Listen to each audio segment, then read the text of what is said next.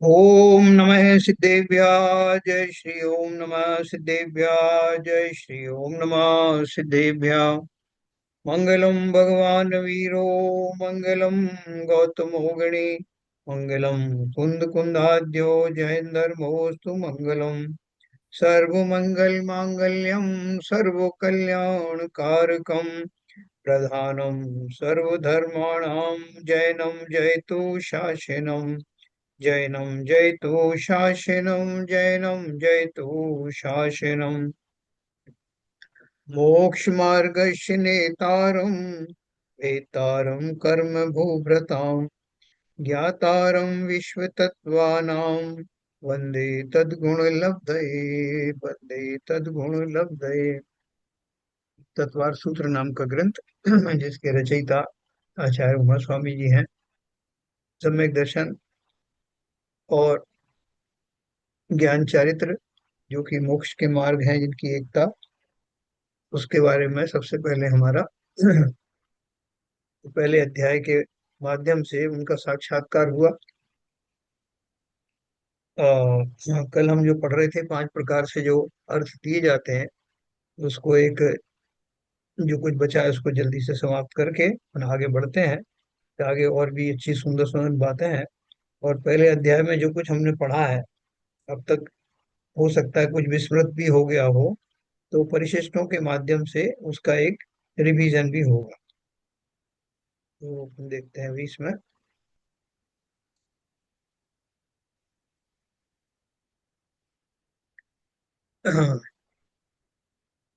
ये हमने पढ़ लिया सारा, ये नया अर्थ पढ़ लिया, शब्दार्थ, मतार्थ, नया अर्थ ऊपर पढ़ लिया, आगमार्थ भी पढ़ा है। जो सत शास्त्र में सिद्धांत में कहा हो उसके साथ अर्थ को मिलाना सो आगम अर्थ है। सिद्धांत में जो अर्थ प्रसिद्ध हो वह आगम अर्थ है ना। जो जैसे कर्म सिद्धांत आदि हैं, जो सब कुछ अपन जानते हैं, वो आगम में वो कहीं कंट्रोवर्सी नहीं होती। आगम में एक ही जगह की जी, खासतौर से जैन सिद्धांतों के जो आगम है, उसमें आप कोई भी पुस्तक उठाएंगे तो उसमें कहीं विरोध नहीं होता। अगर कुछ अन्यथा कथन भी मिलेगा तो वो किसी नए से कहा हुआ होगा।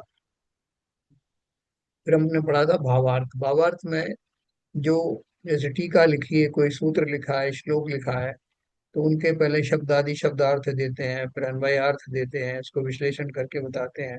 और फिर उसको लास्ट में हम बोलते हैं, साहब आप तो इसका भावार्थ बताओ कि किस अर्थ में इसका प्रयोग किया गया है और इससे क्या कंक्लूजन निकालना है। जब वो उसे भावार्थ कहते हैं, उसमें जो जो वक्ता है या जो रचयिता है, वो उसका क्या मनोभाव है वो लाया जाता है।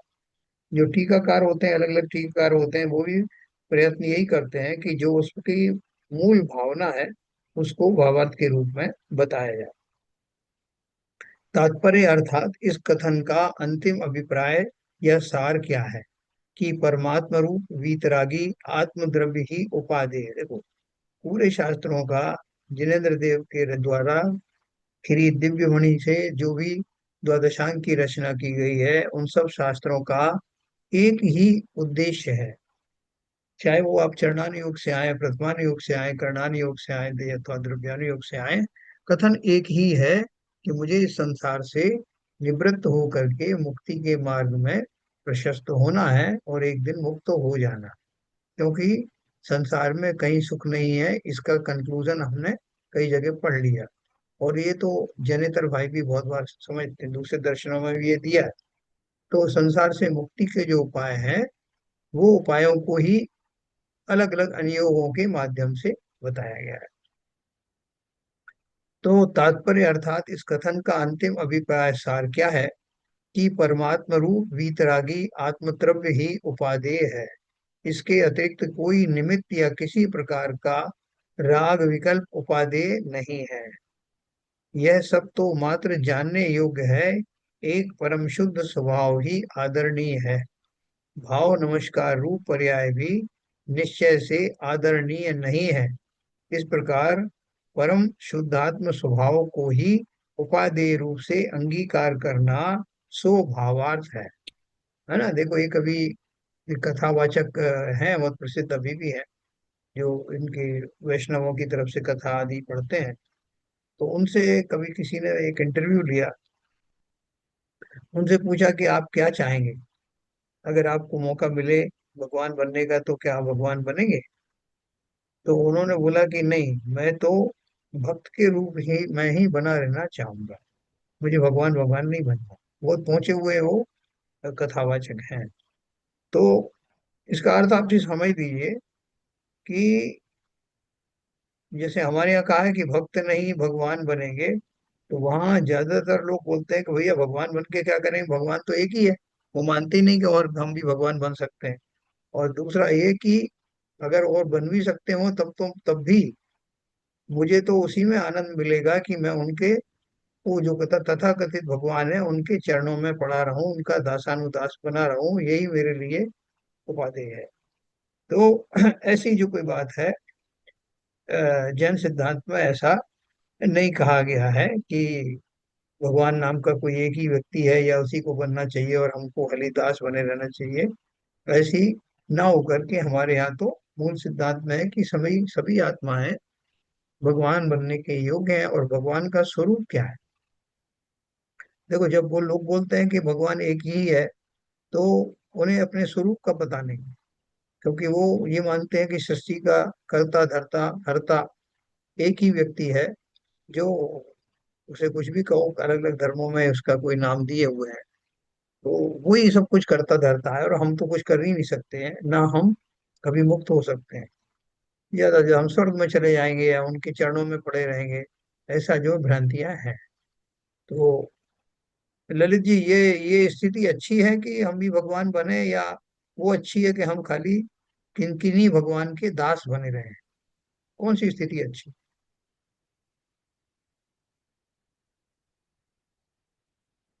अनम्यूट करिए, नहीं, हाँ। वो तो जो इनिशियल स्थान है, इनिशियल रास्ता है, वो तो मतलब आपका मोक्ष प्राप्त करने का है, अल्टीमेट एक्चुअली।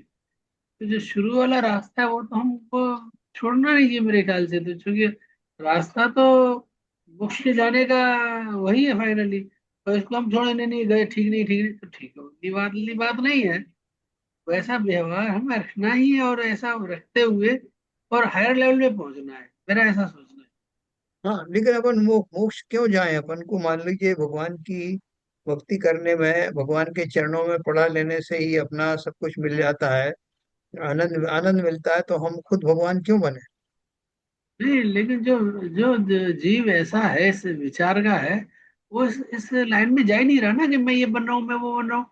हाँ, मैं तो उस आनंद में हूँ जो कि इसको उसको मोक्ष वाला जो स्टेटस है, उसका ऐसे ध्यान ही नहीं है, पर उसका रहना, उसका सोच वह जारी है उस लेवल पे एक्चुअली। बिल्कुल सही कहा आपने। वो जो स्वरूप है, भगवान का स्वरूप है, या आनंद का स्वरूप है, या अपनी एंटिटी का स्वरूप है, वो ऐसे व्यक्तियों को पता ही नहीं है कि मेरा क्या स्वरूप है, संसार में क्या क्या प्रावधान है। यहाँ आपने यहाँ तो दो ही दशाएं बताई हैं, या तो सांसारिक अवस्था या मुक्त अवस्था। वैसी बीच की कोई अवस्था नहीं कि आप किसी तथाकथित भगवान के चरणों में पड़े रहें और आपको निरंतर सुख की प्राप्ति हो, ऐसा होता नहीं। तो इसलिए अगर ऐसी दशा हो, तो आप ऐसा कोई और भी बताइए कि अगर कोई को ऐसा, कोई सोचता है कि उसको भगवान के चरणों में पड़ा रहकर सब कुछ मिल जाएगा और आनंद की प्राप्ति होगी, तो क्यों ना इस मार्ग को अपनाया जाए या इसी तरह का चिंतन किया जाए? बताइए सी विजय। आपका आपका जो डायरेक्टली क्वेश्चन है हाँ, ललित जी, वो समझिए। आपका लक्ष्य क्या है पहले? लक्ष्य नहीं, क्या? लड़की ने तो यही बताया हम्म, कि हमारा लक्ष्य जो है वो आनंद की प्राप्ति है, और वो बीच की हमारा कोई स्टेज भी नहीं। हमारा हमारा लक्ष्य तो, मुख्य लक्ष्य तो ये है कि हमें संसार से निवृत्त होके और क्या कहते हैं, मोक्ष प्राप्त करना। संसार में रह के संसार में जो आनंद मिलता है वो केवल सुखावास है। वो सच्चा आनंद नहीं है जो जैन दर्शन आता है। मैं अन्य मतों की बात नहीं कर रहा हूँ, मैं जैन दर्शन की विवेचना में जो बताया है, जो सच्चा सुख है, सच्चा जो अनंत सुख है, वो मोक्ष प्राप्त करके ही मिल सकता है। तो हमारा लक्ष्य तो पहले यही होना चाहिए कि मैं मोक्ष की प्राप्ति करूं। मगर लक्ष्य को प्राप्त करते समय उस समय आत्म में लीन रहना चाहिए, उस समय वो सब भूल जाना चाहिए। जो प्राइमरी तो लक्ष्य अपने को निर्धारण करना पड़ेगा ना। तो देखो, आपने ठीक कहा कि जो मोक्ष का स्वरूप है और संसार का स्वरूप है, उसका बहुत अच्छा सा चित्रण जो है वो जैन दर्शन में दिया है। हालांकि संसार के दुखों का वर्णन और भी दर्शनों में दिया है, और वहां भी यही बोलते हैं। देखो, अभी वो गाना है ना, संसार में दुनिया में हम आए हैं तो जीना ही पड़ेगा, जीवन है अगर तो जहर पीना ही पड़ेगा। ये इस गाने के माध्यम से उस कवि ने जिस भी दर्शन का वो रहा है, ने ये शो किया है कि संसार में सुख नहीं। लेकिन जितना डिस्टिंक्टली और तरह से प्रूव करके तर्कों सहित जैनिज्म में दिया गया है, ऐसा दूसरी जगहों पर नहीं दिया गया। इसलिए वो इन भ्रमों का शिकार हो जाते हैं कि भगवान बनने की जरूरत नहीं है। भगवान के चरणों में पड़े रहने से जो भी सुख दुख सोकाल्ड संसार में होते हैं, वो हमें परेशान नहीं करेंगे और हमारा इसी तरह से समय अच्छा निकलेगा।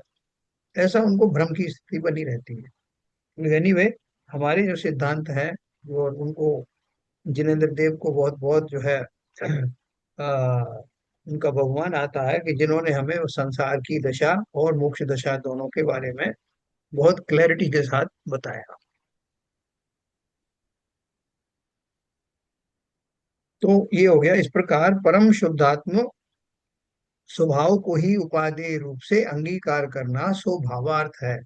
सभी शास्त्रों का एक ही सार है कि मैं जो स्वभाव से बाहर हूँ, जिसके कारण मैं उस आनंद से वंचित हूँ जो मेरे स्वभाव में है, तो जल्द से जल्द अपने जो ऊपर के जो विकारी भाव मेरे पास चले आए हैं, उड़े हुए हैं, उनको निकाल करके और अपने स्वभाव में आ जाया जाए। जितनी शीघ्रता से मैं वो कर सकूं, उतनी शीघ्रता से आनंद की प्राप्ति होगी। ये भावार्थ है।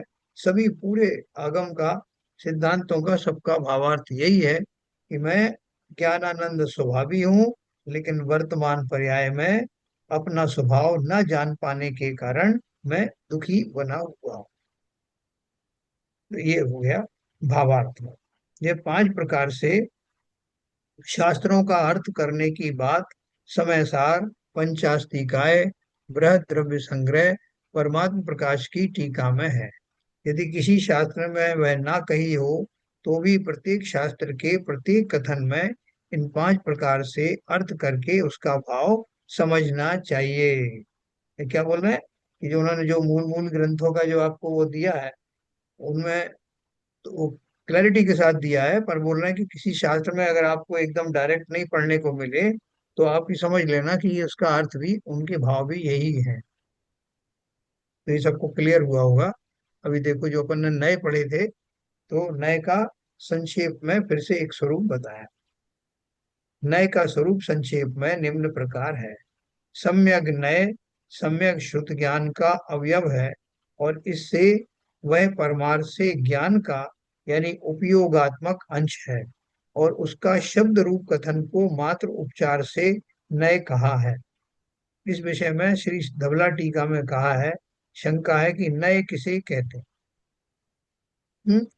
तो समाधान दिया कि ज्ञाता के अभिप्राय को नय कहते हैं। अब देखो, अगर इतनी ही परिभाषा बताई जाए कि ज्ञाता के अभिप्राय को नए कहते हैं, तो ज्ञाता तो बहुत तरह के होते हैं।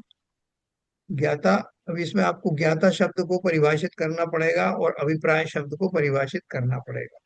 नहीं तो ज्ञाता तो का अर्थ ये भी होता है कि आप जानते हो, आप भी ज्ञायक हो, मैं भी ज्ञानधारी हूँ। तो मेरा मैं कुछ भी मैंने ज्ञान किया हो, और जो भी मैं कुछ कहूँ, अनर्गल कहूंगा, वही नए हो जाएगा। लेकिन आगे उन्होंने क्वालिफाई किया है कि ज्ञाता के अभिप्राय को नए कहते हैं। इसका अर्थ क्या है? हरेक ज्ञाता के ऊपर लागू नहीं। नहीं तो उनका अभिप्राय तो टेढ़ा मेढ़ा भी हो सकता है। देखो, अभिप्राय इसका क्या अर्थ है, समाधान दिया। प्रमाण से ग्रहित वस्तु के एक देश में वस्तु का निश्चय ही अभिप्राय है। यानी वो जो वक्ता है, एक तो ज्ञाता है, वहां ज्ञानी शब्द समझना।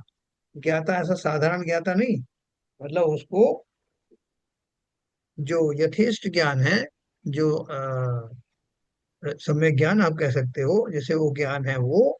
और जब वो उस विषय को पूरा जानने के बाद में उसके एक पार्ट रूप में उसका प्रयोग कर रहा है, आंशिक रूप में उसका प्रयोग कर रहा है, तो उस संपूर्ण प्रामाणिक ज्ञान का वो अंश भी प्रामाणिक है। इसलिए वो ऐसा ज्ञानी, ऐसा ज्ञाता जब कोई बात कह रहा है तो उसके एंगल में उस प्रामाणिक ज्ञान का अंश छुपा है।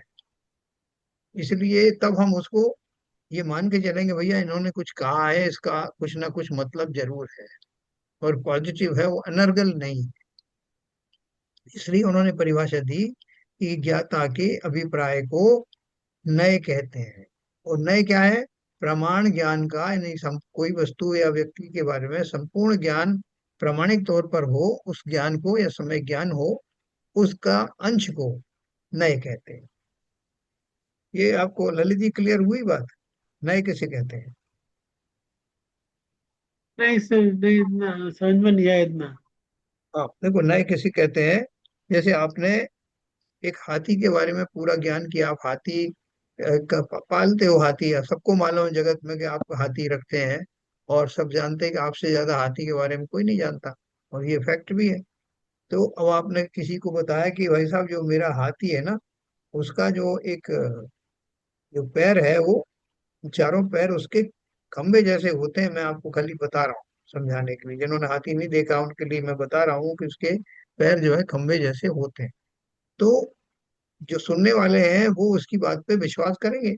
क्यों विश्वास करेंगे? कि उनको मालूम है कि ये हाथी के साथ रहता है, हाथियों का संपूर्ण ज्ञान इसको है। इसलिए वो हाथी के एक अंश के बारे में कुछ कह रहा है, उसकी हैबिट के बारे में कुछ कह रहा है, तो हमें विश्वास करना चाहिए। तो वो जो उसने आंशिक ज्ञान बताया उस हाथी के प्रति, संपूर्ण ज्ञान तो उसको है, वो क्या खाता है क्या पीता है हाथी, और बाकी अंग उपांग कैसे हैं सब जानता है। लेकिन उसमें से एक बात उसने कुछ भी कही, तो हम उसको ये मानकर कि उसका उसके बारे में से संपूर्ण प्रामाणिक ज्ञान है, और ये उसका एक अंश बताया जा रहा है, इस अंश को ही नय कहते हैं, सम्यक नय कहा जाता है। जी। तो प्रमाण से गृहीत वस्तु के एक देश में वस्तु का निश्चय ही अभिप्राय है। ठीक है?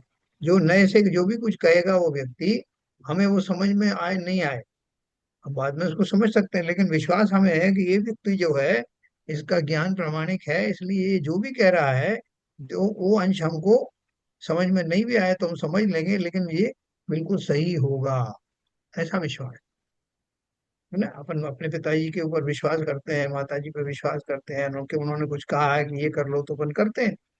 तो वो उनके, क्योंकि उनका ज्ञान, उनका जो सद्भाव है, वो सबको ध्यान में रखते हुए हम उसको प्रामाणिक मानते हैं।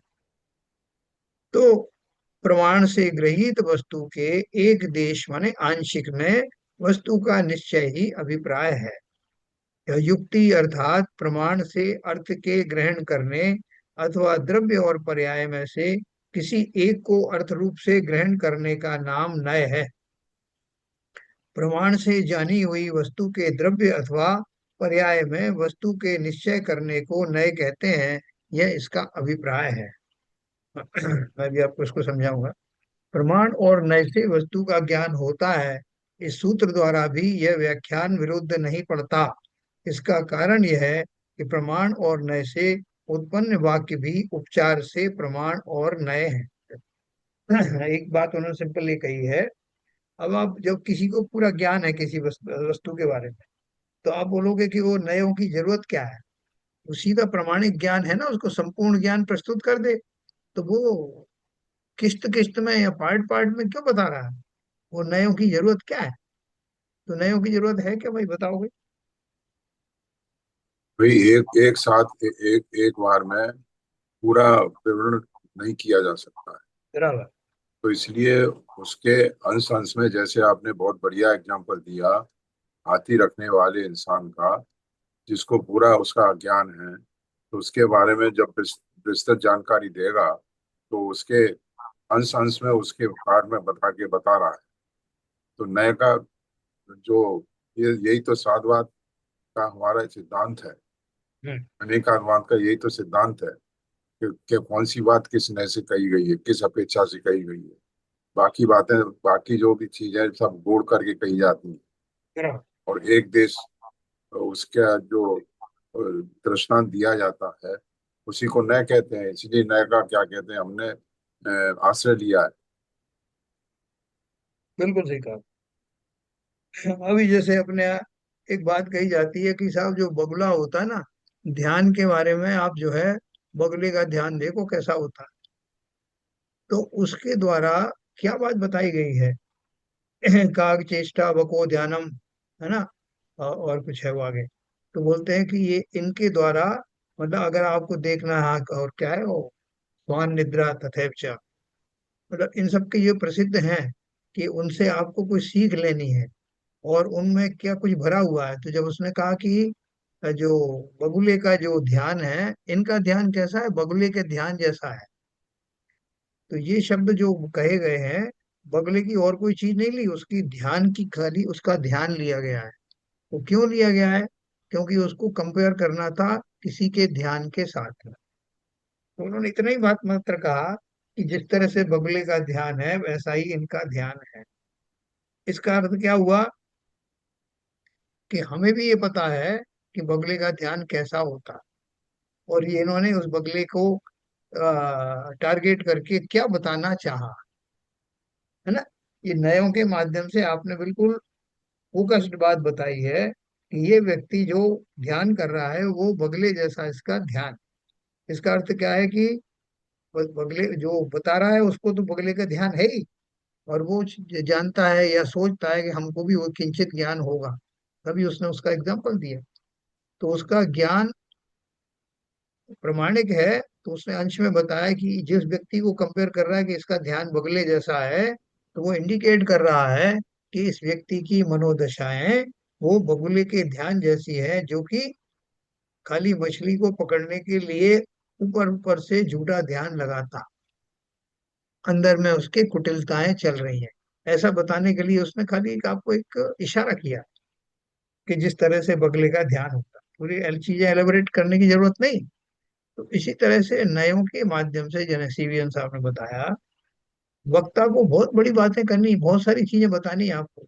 तो वो अंश अंश में बताएंगे तो आपको समझ में भी आएगा, बहुत अच्छे से समझ में आएगा। और एक धारा प्रवाह में आपको बताते चले जाएंगे तो आप आगे पाठ पीछे सपाट होता चला जाएगा। वो आपको याद भी नहीं रहेगा और आप वो बहुत अच्छा हृदयंगम भी नहीं होगा। तो इसलिए वक्ता के अभिप्राय को या प्रामाणिक ज्ञान के अंश को, अगर वो सम्यक है, तो उसको, उसके ज्ञान के अंश को नय कहते हैं। और संसार में हम सब भी नयों का प्रयोग तरह तरह से करते हैं और नयों के स्वरूप को हम भली भांति समझते हैं। प्रमाण और नय से वस्तु का ज्ञान होता है।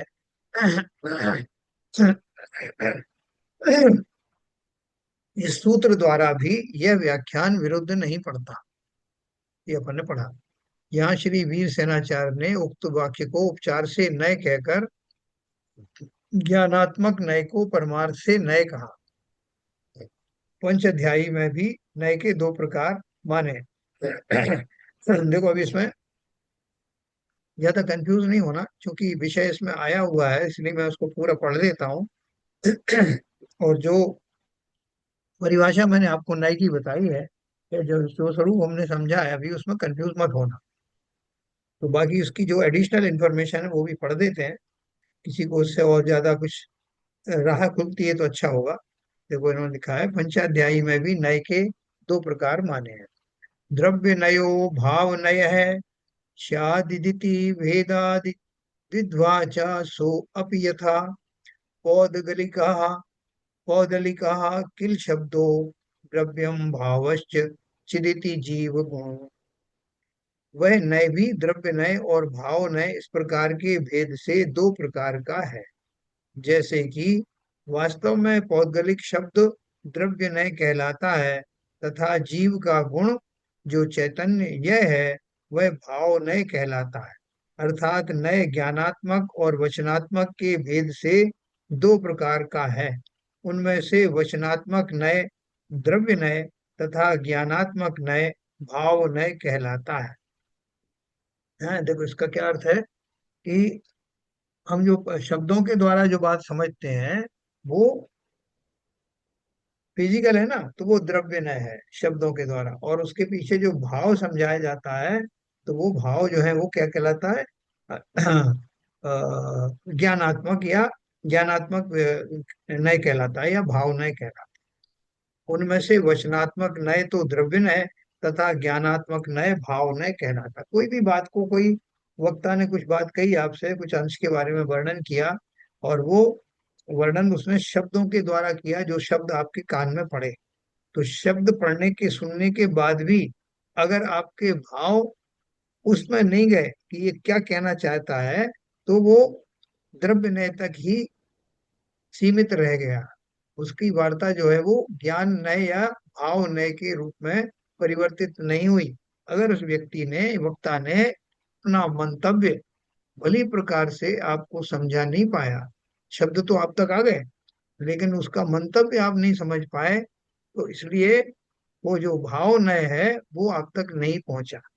इसलिए आपने देखा होगा कि कई बार वक्ता जो है बोलता भी है, इशारे भी करता है, बॉडी लैंग्वेज का भी सहारा लेता है, और दो चार लोगों से और कहलवाएगा अगर वो नहीं समझा पा रहा है आपको, बोर्ड पे भी कुछ चित्र बनाएगा। तो ये सब करके वो क्या समझा, उसका समझाने का प्रयास क्या है? अब ये टीचर भी समझाते हैं तो बोर्ड पे लिखते हैं, इस तरह बोलते हैं आपको, कहीं और पिक्चर पे दिखाते हैं।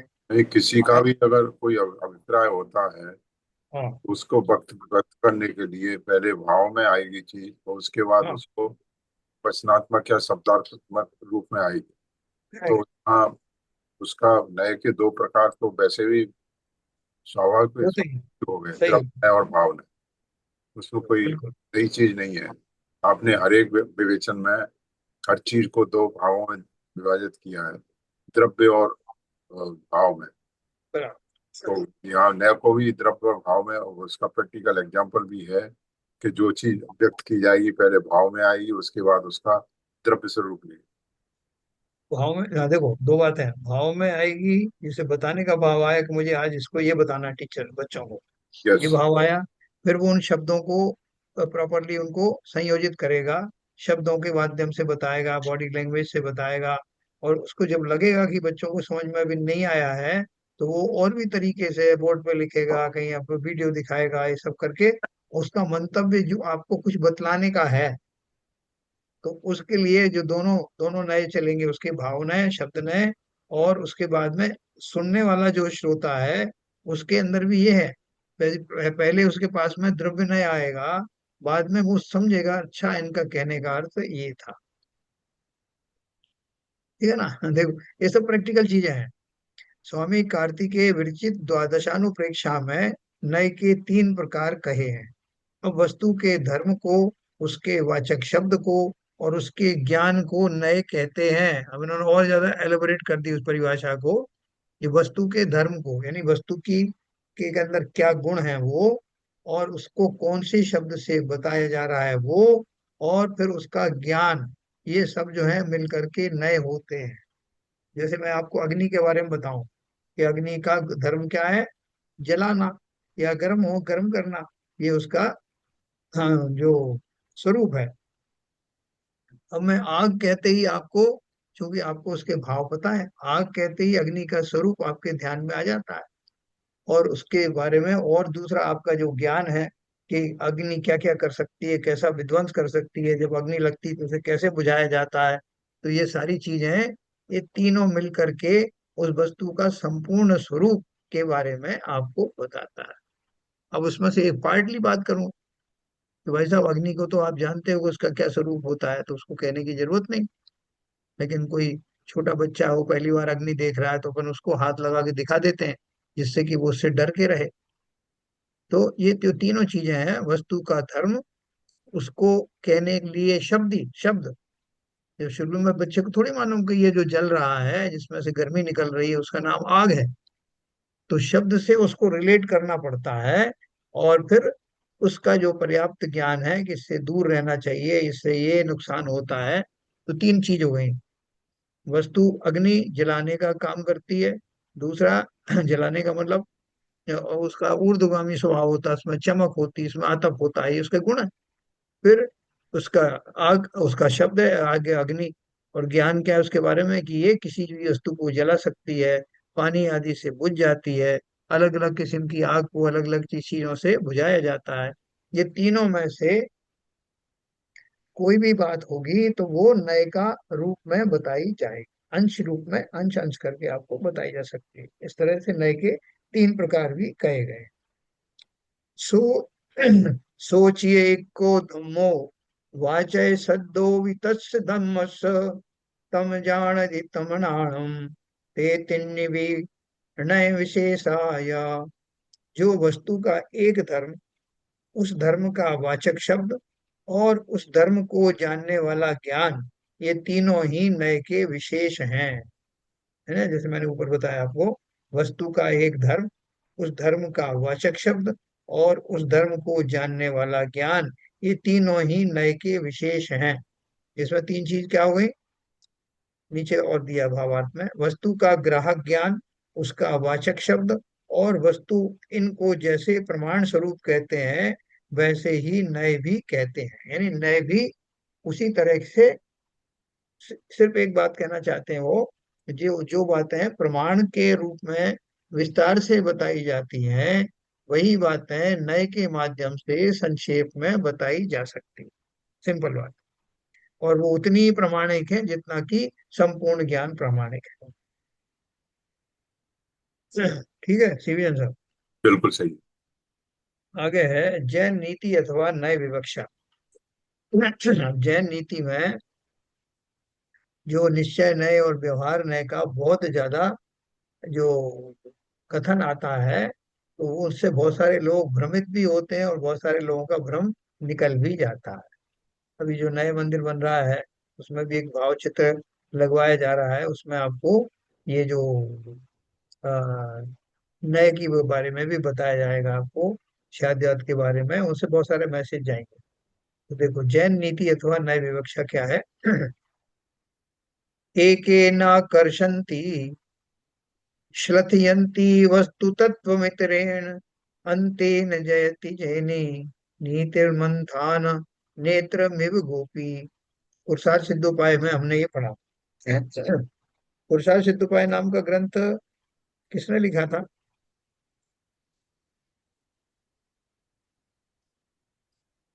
हाँ? अपन ने पढ़ा है नहीं पढ़ा? पढ़ा हुआ है। पुरुषार्थ सिद्धोपाय। हम्म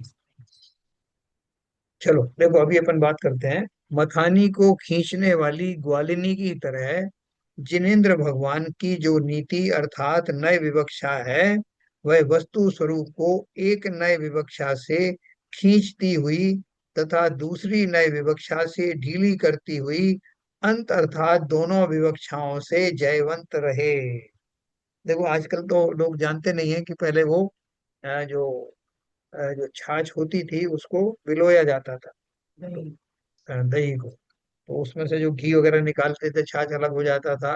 तो उसमें एक वो, एक ऐसा मूसल जैसा एक दंड होता है ना, जिसको, जिसमें सिरेशन बने रहते हैं और एक डोरी से वो इधर कभी, हाँ उसी को मथानी बोलते हैं।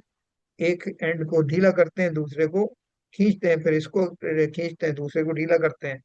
ऐसे ही नयों का हाल है। दो जो नए हैं छाद्यवाद में, उन दोनों नयों में से कभी एक को प्रमुखता से कहते हैं, दूसरे को गौण कर देते हैं, फिर इसको प्रमुख करते हैं, उसको गौण कर देते हैं।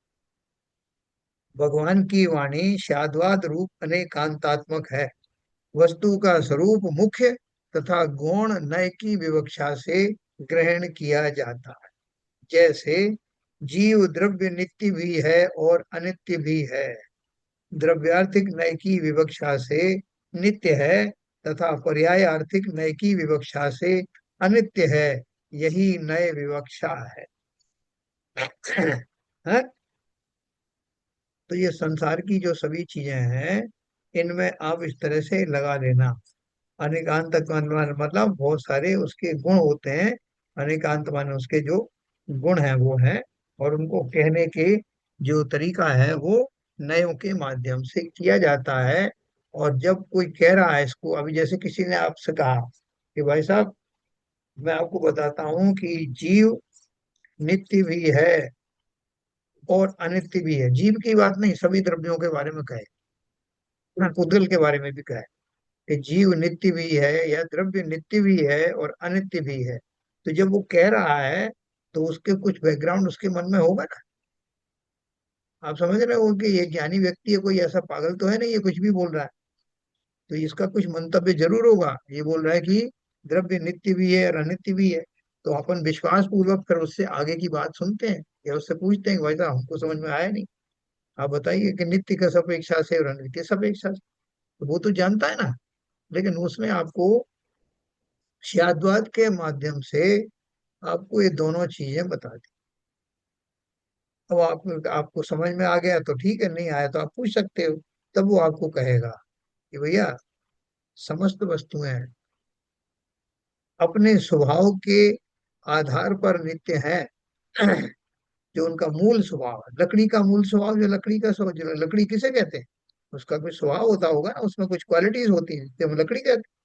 लोहा है, उसका लोहे के कुछ जो बेसिक गुण होते हैं जिनके कारण वो लोहा कहलाता है।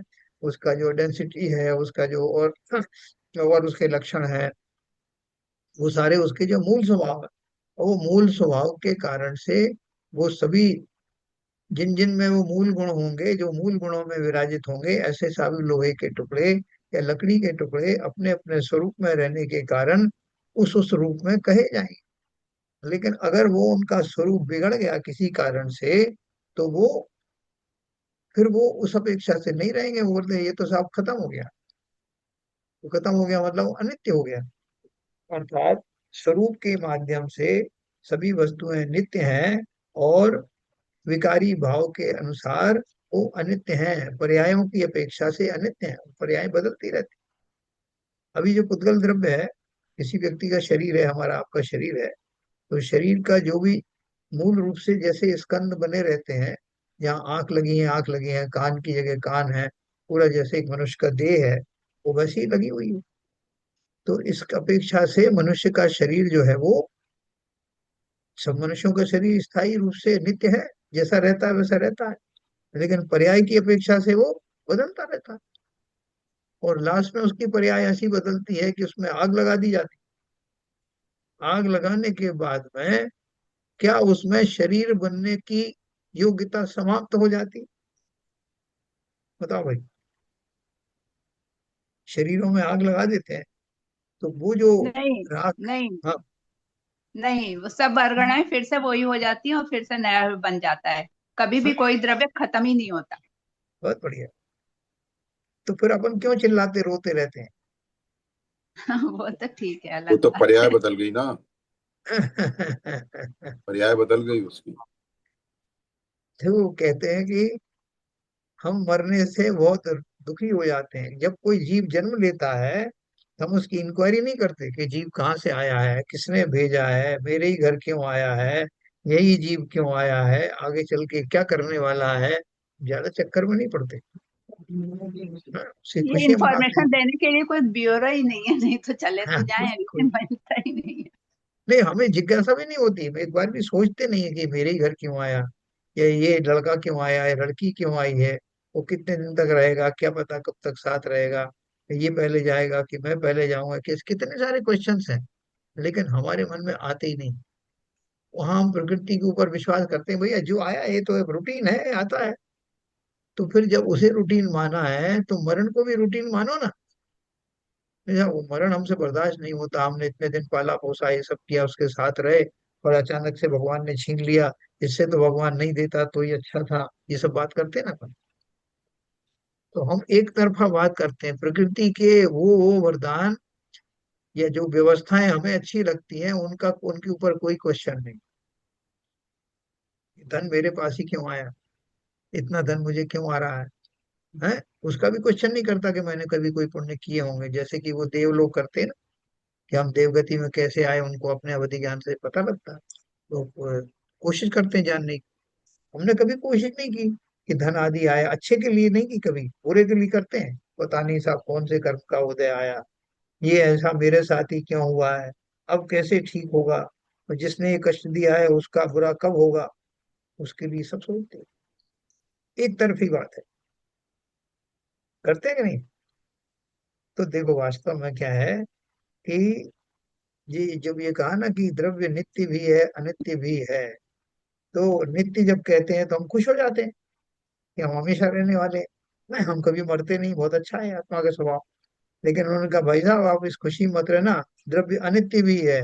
तो हम चौंक जाते हैं, अनित्य है? कैसे अनित्य है? आपने आगम में पढ़ा है क्या? आप कैसे बोल रहे हो कि अनित्य है? वही आगम के आधार पर ही बता रहे हैं कि वो जिस अवस्था में है, वो अवस्थाएं बदलती रहती हैं, हमेशा एक जैसी नहीं रहती। इसलिए कहते हैं कि जीव ये मर गया, फला फला आदमी मर गया। तो जब था वो जीवित था कि वो तभी जिंदा है, तो हम उसको उसके मूल स्वरूप के रूप में, या आत्मा उसके अंदर विद्यमान है इस अपेक्षा से उसे जिंदा बोलते थे। और वो मर गया तो इसका मतलब क्या हुआ कि वो उसकी वो स्थिति बदल गई। अब वो मर गया, वो मरते रहते हैं साहब। तो मरते रहते हैं तो अनित्यता उनकी पर्याय की अपेक्षा से तो मानी जाएगी ना। तो ऐसे नित्य और अनित्य जो शब्द है उनका एहसास कराने के लिए, उनका ज्ञान बताने के लिए नयों का सहारा लिया जाता है। और ऐसा जो नय होते हैं उनमें ये द्रव्यार्थिक नय और पर्यायार्थिक नय। द्रव्यार्थिक नय यानी वो स्वभाव रूप से बताता है, और पर्यायार्थिक नय वहां पर पर्याय की अपेक्षा से बताता है। यह नय विवक्षा है ना। ये सबको पता है ना, इसके बारे में कहीं कोई कंफ्यूजन नहीं होगा। यह श्लोक सूचित करता है कि शास्त्र में कई स्थान पर निश्चय नय की मुख्यता से कथन है, और कहीं पर व्यवहार नय की मुख्यता से कथन है। परंतु उसका अर्थ ऐसा नहीं है कि धर्म किसी समय तो व्यवहार नय के आश्रय से होता है और किसी समय निश्चय नय के आश्रय से होता है। परंतु धर्म तो हमेशा निश्चय नय अर्थात भूतार्थ नय के आश्रय से ही होता है। अर्थात भूतार्थ नय के अखंड विषय रूप निज शुद्धात्मा के आश्रय से ही धर्म होता है। देखो धर्म की बात मैंने आपको शुरू में बताया कि धर्म का अर्थ क्या है? वस्तु का स्वरूप। जो उसके मूल गुण है वही उसका धर्म है। अग्नि का धर्म क्या है? उसकी उष्णता और जो प्रकाश, ये उसके मूल गुण हैं। और वही उसका जो है निश्चय से स्वरूप है। उसके और आगे एक्सटेंशन है कि ऊर्ध्वगामी होता है, ये सब होता है। तो जब वस्तु के बेसिक गुणों के बारे में बताया जाएगा तो वो नए भूतार्थ नए कहलाएगा या निश्चय नए कहलाएगा। जैसे आत्मा के लिए कहा जाता है कि आत्मा तो, आत्मा के बारे में बताओ जरा। हाँ नीरज, नीरजा जी, आत्मा के बारे में निश्चय नए से कोई कथन बोलो।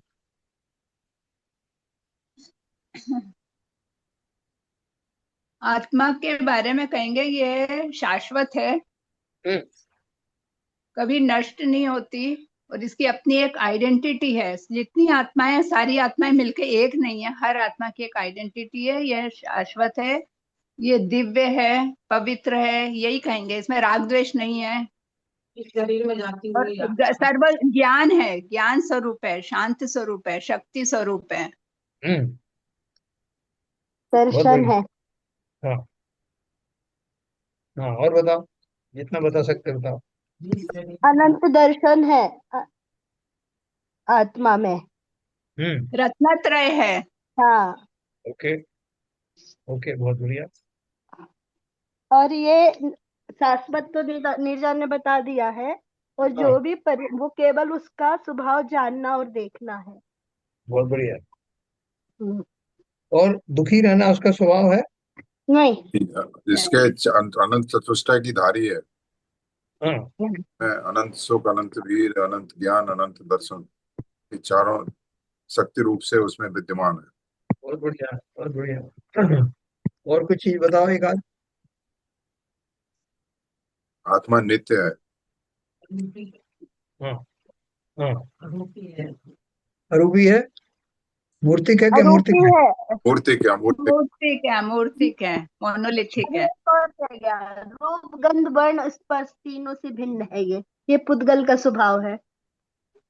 बहुत बढ़िया है। और वो कितना कितने कितने ग्राम की होती है एक एक आध?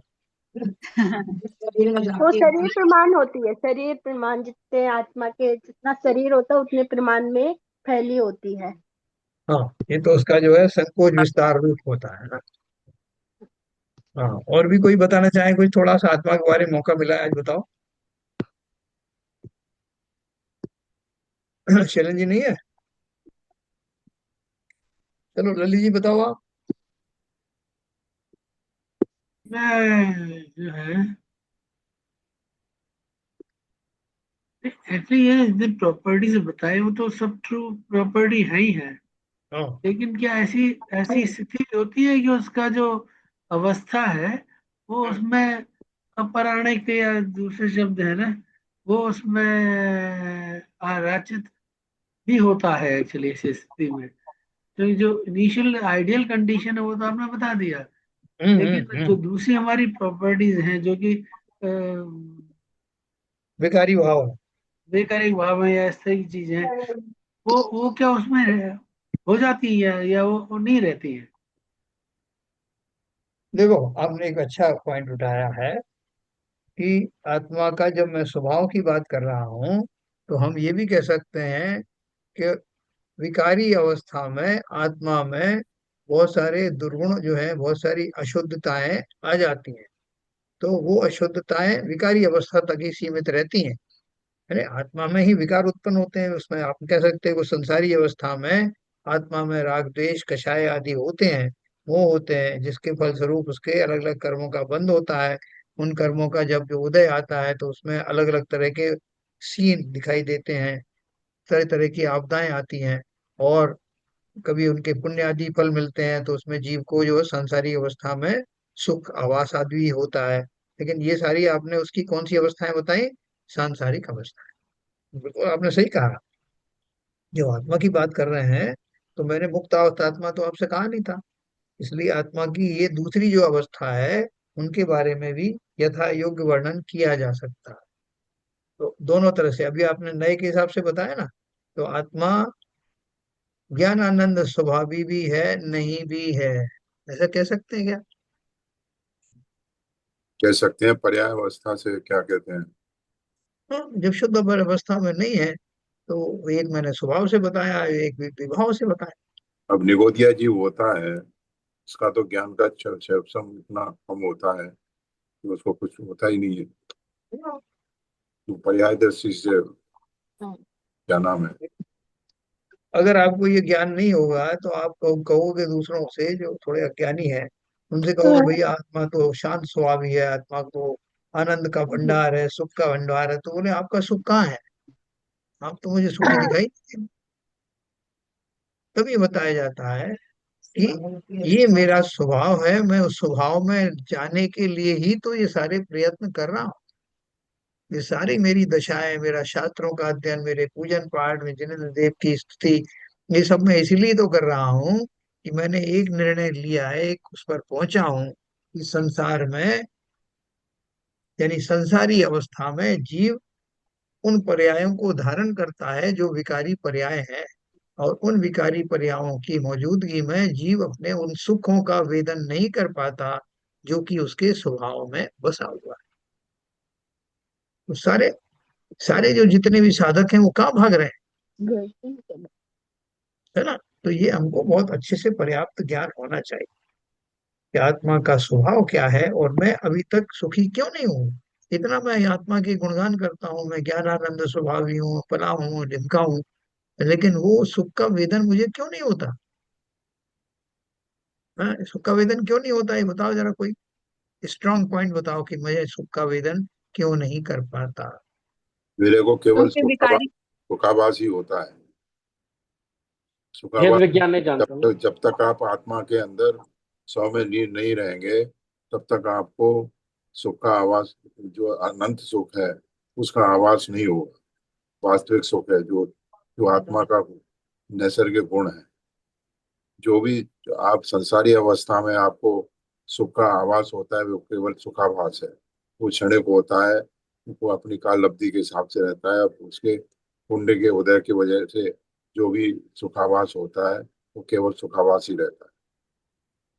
क्या करना चाहिए नीरजा जी, जो सीबीएन साहब बोल रहे हैं कि मुझे अपना आत्मा के बारे में ज्ञान नहीं होने की वजह से जो सांसारिक सुख है जिन्हें सुखवास कहते हैं वही मात्र होकर रह जाते हैं, वास्तविक सुखों से मैं हमारा दूर रहता मिथ्या भाव है, हम मिथ्या दृष्टि बन गए हैं। हूँ। जब हमारा मिथ्या भाव टूटेगा, हम सम्यक भाव में आएंगे, अपने नैसर्गिक भाव में, तब हमें सुख की प्राप्ति होगी, शांति आनंद की प्राप्ति होगी। मतलब अपने स्वभाव में लौटेंगे तभी कुछ होगा। जब तक मिथ्या दृष्टि बने रहेंगे, संसार में बने रहेंगे, पर्याय में रहेंगे, जब तक इसका आभास नहीं हो सकता। ये केवल सुख आभास है। बहुत बढ़िया। ये कौन कराएगा अपन को अपने, ये मिथ्यात्व को हमें ही कौन करना दूर है, करे? हमें ही करना है। है ना? देखो अभी जैसे अपन ने, ये जो भी लोग स्वाध्यायी हैं या जो इस मार्ग पर चल पड़े हैं, उनको अपने स्वभाव के बारे में तो काफी कुछ समझ आ गई, विकारी पर्याय के बारे में समझ में आ गई। अब खाली थोड़ी सी एक चीज रह गई है जिसकी वजह से वो हो नहीं पा रहा। वो क्या चीज रह गई? चिंतन, अपने गुणों का चिंतन वो नहीं कर रहे हैं। अपने गुणों का भेद चिंतन विज्ञान बोलेंगे। करेंगे। श्रद्धान, सबसे पहले श्रद्धान होना जरूरी है। बहुत बढ़िया, सबने तीनों चीजें बताई। और बताओ, तो श्रद्धान, क्या हाँ, श्रद्धान है? हाँ, और बताओ। पुरुषार्थ भी करना पड़ेगा। तो किस चीज का पुरुषार्थ करें? पुरुषार्थ ऐसा कि मतलब जो है, हमने इतना तो जान लिया कि हाँ। हम शरीर भिन्न है और आत्मा भिन्न है, लेकिन हम कर्मों के कारण जो सुख दुख का भेदन कर रहे हैं, तो हम और नए कर्म बांधेंगे। तो अगर हम इसको ज्ञाता और दृष्टा और या हम साक्षी भाव से देखेंगे, तो हमें ये ज्ञाता दृष्टा भाव अपना लाना पड़ेगा। केवल देखना है, केवल जानना है, और केवल जब हम अनुभव करेंगे इस तरीके का, तब हम इनसे विकारी भावों से मुक्त हो पाएंगे। जब तक दर्शनावर्णी कर्म का वो आवरण नहीं हटेगा, जब तक हमारी श्रद्धा नहीं होगी। इसलिए हमें चिंतन करना बहुत जरूरी है। अपने आत्म गुणों का जब हम चिंतन करेंगे, तब हमारा ये श्रद्धान बैठेगा। और जब तक श्रद्धा नहीं होगी, जब तक हम और कोई पुरुषार्थ कर ही नहीं पाते हैं, भटक जाते हैं। दर्शनावरणी नहीं, वो दर्शन मोहिनी। दर्शन मोहनी, हाँ, दर्शन मोहनी। तो देखो, आपने जो कहा बहुत बढ़िया है। यानी सबने ठीक बात कही है। वो पुरुषार्थ की कमी है। तो पुरुषार्थ क्या है? इस समय का पुरुषार्थ क्या है? मैं व्रत नियम उपवास नहीं कर पा रहा हूँ, ये मेरा पुरुषार्थ में कमी है या कुछ और है? अपने वर्तमान के स्वभाव को पहचानो और अपनी आत्मा के स्वभाव को पहचानो और उसका चिंतन करो। बराबर। तो देखो, सबसे तो पहले सर तो ये जो ऐसा ये, है, कोई भी चीज हमको मिल रही है हाँ, तो उसको हम या तो मन में समझ जाए कि हाँ ये मतलब सही आचरण नहीं है, इसको हमें छोड़ के इस आचरण को सही करना है। बात तो ठीक वो है। आचरण को तो हम चल भी जानते हैं, और लेकिन प्रैक्टिकली कहते हैं भाई वो तो ठीक है, आचरण तो अपनी जगह चाहिए ही, मतलब वो चलेगा, लेकिन बाकी सब चीजें बहुत जरूरी है, व्यवहारिक है। ऐसा हमारे मन में रहता ही है हमेशा। देखो, बहुत बढ़िया बात है। ये मैं जान गया हूँ कि आत्मा का स्वभाव क्या है, संसारी जीव का स्वभाव क्या है, सुख कैसे मिलेगा, ये सब मैं जान गया हूँ। लेकिन क्या ये श्रद्धा के लेवल पर आ गया है? नहीं आते हैं ना। ऐसा विश्वास आया है क्या? नहीं आया। वो विश्वास को लाना ही पुरुषार्थ है। मेरा वर्तमान पुरुषार्थ यही है कि मैं इस सिद्धांत को अपने विश्वास के लेवल पर लेकर के आऊं। और कैसे मालूम पड़ेगा कि मेरे विश्वास के लेवल पे आया है? क्योंकि मेरे आचरण बदल जाएंगे, मेरा चिंतन बदल जाएगा, और मेरा संसार में लोगों के प्रति व्यवहार बदल जाएगा। ये लक्षण है उस बात के कि मेरे जीवन में धर्म प्रविष्ट कर गया है ना? वही 10 धर्म की चर्चा अपन जो करते हैं। तो देखो, इस प्रकार श्री उमा स्वामी विरचित मोक्ष शास्त्र के प्रथम अध्याय की अच्छा, एक्चुअली गुजराती सब टीका। एक और बात है कि ठीक है, ये काफी नॉलेज हम लोग लेते हैं, जी। अलग अलग लेवल पर है। तो ये तो क्लियर कट है कि नहीं नहीं, वो हम वो जो हमारी स्थिति है वो वैसी आइडियल जो है हाँ, वो तो नहीं मिलने वाली है। ये क्लियर कट है। ये तो मतलब एक्चुअली इंडिविजुअल को, जैसे मैं अपने बारे में कहूँ तो हाँ, मैं कंफर्म कह सकता हूँ, नहीं मेरे व्यवहार तो जैसा मैं सोचता हूँ वैसा तो नहीं हो रहा ना, नहीं होने वाला है इस जन्म जन्म में नहीं होने वाला है। हाँ, हाँ। तो हाँ, जब देखो। जब यही जा रहा है तो फिर ठीक कैसे होगा? फिर यही विचार जा रहे हैं। बहुत बढ़िया क्वेश्चन है आपका। कल अपन इसका जवाब देंगे, याद रखना आप। अभी समय हो गया। और इसका जो है ये सबके ऊपर लागू है। अब वो मतलब आपने बहुत ईमानदारी के साथ ये बात कही कि जैसा जो मेरे लक्षण दिखाई दे रहे हैं इस पर्याय में, मुझे लगता नहीं है कि मेरी वो स्थिति आएगी जिसमें धर्म मेरे अंदर प्रविष्ट हुआ है, ऐसा विश्वास आएगा। ऐसा आपको लग रहा है वर्तमान स्थिति में। कल अपन इसका विश्लेषण करेंगे। ठीक है, अच्छा डिस्कशन हुआ। तो संजय प्रकाश जिनवाणी स्तुति कर। माता तू दया करके गरीबों से छुड़ा देना, इतनी सी विनय तुमसे चरणों में जगा देना। माता में भटका हूँ माया के अंधेरे में, कोई नहीं मेरा है इस कर्म के रेले में, कोई नहीं मेरा है, तुम्हें धीरे बंधा देना। माता तू दया करके कर्मों से छुड़ा देना। जीवन के चौराहे पर मैं सोच रहा कब से, जाऊं तो किधर जाऊं यह पूछ रहा मन से, पथ भूल गया हूँ मैं, तुम्हें राह दिखा देना। माता तू दया करके कर्मों से छुड़ा देना। लाखों को उबारा है मुझे को भी उबारो तुम, मझेधार में नैया है उसे को भी तिरा दो तुम, मझेधार में अटका हूँ उसे पार लगा देना। माता तू दया करके कर्मों से छुड़ा देना, इतनी सी विनय तुमसे चरणों में जगा देना। जिनवाणी माता की जय।